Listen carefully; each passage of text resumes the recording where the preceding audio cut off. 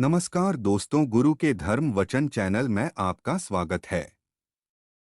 कुछ लोग मानते हैं कि भाग्य बड़ा होता है क्योंकि हमारे जीवन में जो भी घटनाएं घटित होती है वह हमारे भाग्य में पहले से ही सुनिश्चित होता है। उनका यह मानना होता है कि जो हमारे भाग्य में लिखा होगा वही होगा।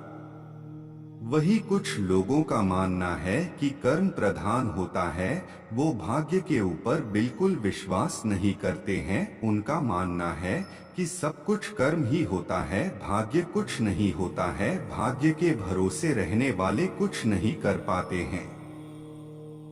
एक बार भाग्य और कर्म में बहस छिड़ी। भाग्य ने कहा कि मैं बड़ा हूँ, कर्म ने कहा कि केवल भाग्य के भरोसे रहने वाले कुछ नहीं कर पाते हैं, इसीलिए मैं बड़ा हूँ। दोनों में लगातार बहस बढ़ता ही जा रहा था। दोनों ने कहा कि ठीक है, हमारी समस्या का समाधान माता वैष्णो देवी ही करेगी। दोनों माँ वैष्णो देवी के पास गए, दोनों की समस्या वैष्णो देवी ने सुना। माता वैष्णो देवी ने दोनों को एक गुफा में भेज दिया और कहा कि आज की रात आप दोनों को इसी गुफा में गुजारनी है।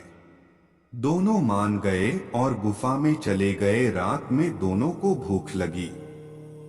कर्म ने अपने लिए भोजन की तलाश करना शुरू कर दिया। भाग्य चुपचाप अपने ही स्थान पर बैठा रहा। उसका मानना था कि मेरे भाग्य में भोजन लिखा होगा तो मुझे मिल जाएगा।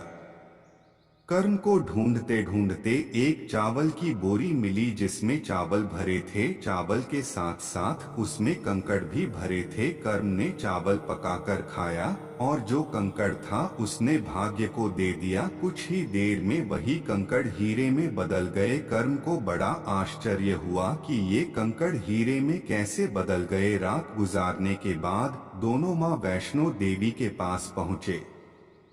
कर्म ने कहा कि हे माता, भाग्य केवल रात भर बैठा रहा, उसने कुछ नहीं किया, फिर भी उसे हीरे क्यों मिले। माँ वैष्णो देवी ने कहा कि कर्म और भाग्य दोनों ही अपने अपने जगह पर बड़े हैं।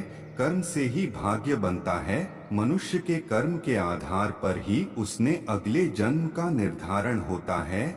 जितना अच्छा कर्म करोगे उतना ही बढ़िया आपका भाग्य होगा। भाग्य को हीरे मिलने थे, इसलिए वो हीरे तुम्हें कंकड़ दिखे, इसीलिए तुमने उस कंकड़ को भाग्य को दे दिया। तुमने अपना कर्म किया, रात भर तुमने भोजन ढूंढा, इसीलिए तुमको भोजन मिला। तुम दोनों अपने अपने जगह पर श्रेष्ठ हो। तुम दोनों में न कोई छोटा है और न ही कोई बड़ा है। कर्म और भाग्य दोनों माँ वैष्णो देवी के उत्तर से संतुष्ट हो गए। दोस्तों, आज के लिए इतना ही। अगर वीडियो अच्छा लगा हो तो चैनल लाइक, शेयर और सब्सक्राइब करें। और आप भी भोलेनाथ के भक्त हैं तो कमेंट बॉक्स में हर हर महादेव जरूर लिखें।